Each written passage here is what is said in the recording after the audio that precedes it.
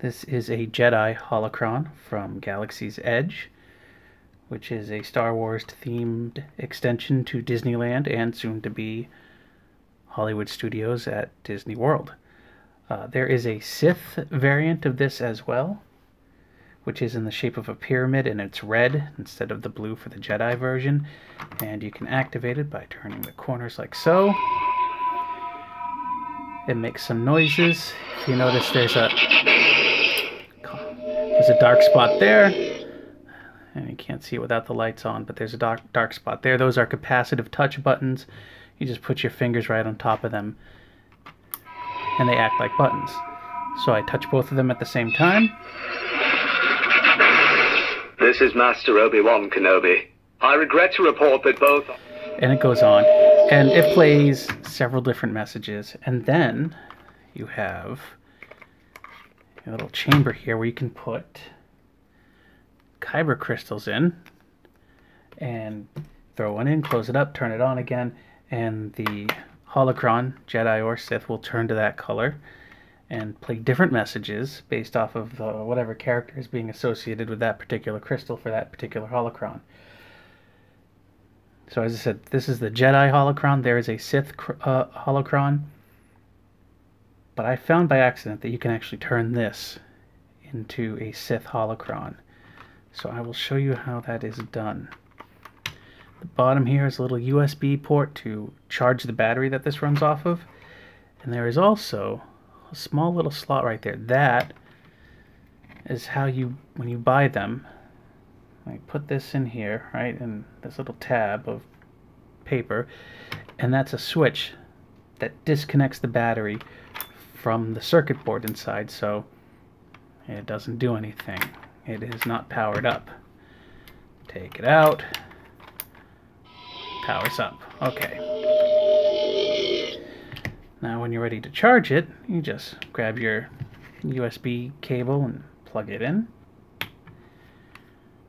And you can see possibly that it's a sort of pulsating blue light as it charges. And you can still use it while it's charging.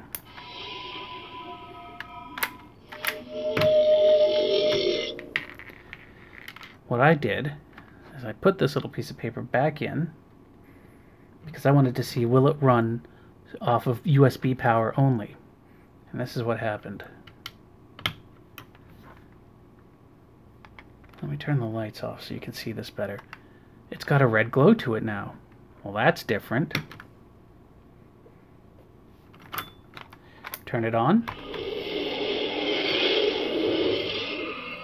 It's making different noises now.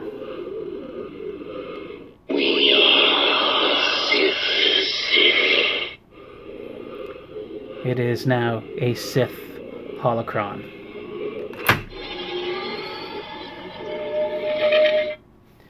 What's even better is if you pull this tab out and then unplug it, it's going to stay a Sith Holocron.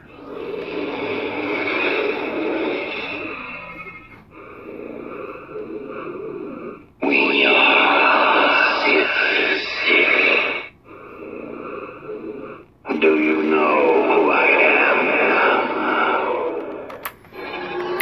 am? And if you put in a kyber crystal, it'll play the Sith version of whatever is associated with that color crystal.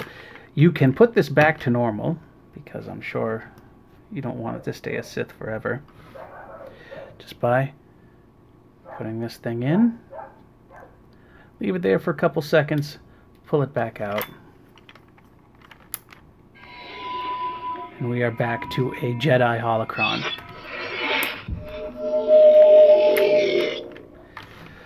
So what's going on? Here is my theory. To simplify production of the holocrons, the same program and data, including all the audio samples that play, they're all on both holocrons. It's the same data, same program, same everything. And I think the microcontroller that's in here is being cued as to whether or not it's a Jedi or Sith holocron based off of like a pull-up or pull-down resistor somewhere. And what I think is happening is when I cut the battery out and power it up with the USB cable, some kind of interesting little race condition is happening where it's detecting that it's a holocron, a Sith holocron, before that pull-up or pull-down resistor can do its job. Like maybe there's a capacitor in parallel with it that's sucking up some. While it's charging up, it still, the pin registers as a low, and this starts processing immediately, and it thinks it's a Sith holocron. That's one guess. I don't know. But the point being is that when you power it up, just from the USB with the battery disconnected, it sets itself up as a Sith holocron, and it will stay that way until you disconnect the battery so that there's absolutely no power going into the circuit board inside, and then you reconnect it, just the battery, not the USB cable, right? And that'll reset it back to, it'll start up as it should, and it'll detect it's in this case a Jedi holocron, and continue on as normal.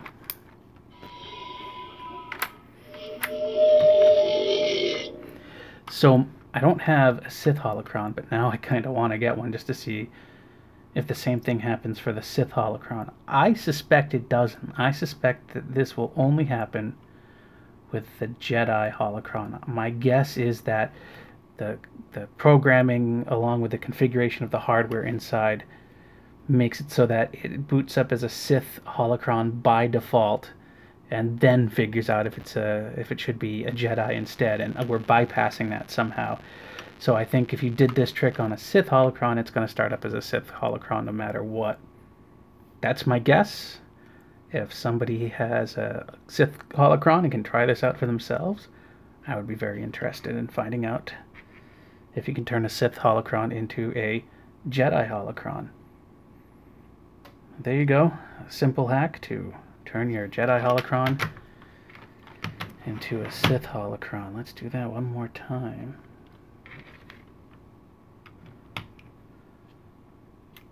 Move that. Disconnect that.